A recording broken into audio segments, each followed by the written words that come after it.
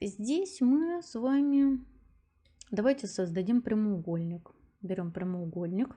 От этого угла начинаем создавать прямоугольник. Пишем 1860, Tab, 160, толщина стены и Enter.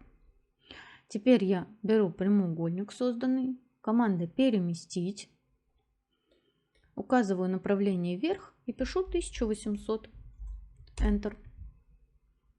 Теперь выделяю наш прямоугольник и уменьшаю его длину до соединения со стеной. Вот мы создали все наши стены. Довольно быстро получилось и очень точно. Что я могу вам еще, на что я вас могу обратить внимание.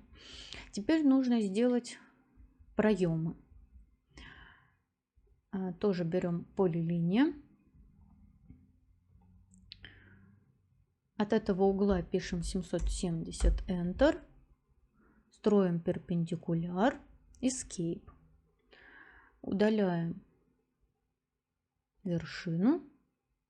Получившийся отрезок копируем на 850, Enter. Берем ножницы и удаляем. Данные прямоугольники соединяем.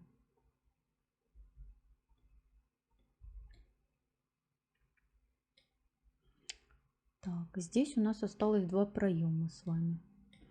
Тоже берем полилинию. Указываем наверх 400, Enter. Перпендикуляр. Выделяем линию. Удалить вершину. Копируем. Наверх смещаем на 700, Enter. Опять берем ножницы и удаляем. Здесь тоже можно доделать, а потом уже соединить. От этого угла вот мы видим, что у нас 50. Кликаем курсор сюда, пишем 50, Enter. Перпендикуляр. Удаляем вершину. Копируем. Вниз 600 у нас проем. Опять берем ножницы и удаляем.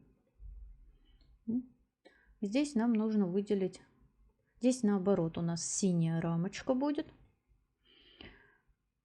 И нажимаем команду «Соединить».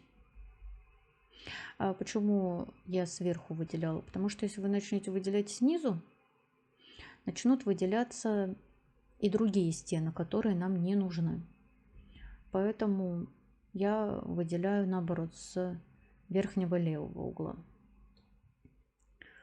Нажимаем на дискету «Сохранить». И в следующем видеоуроке мы с вами сделаем окна и проемы дверные.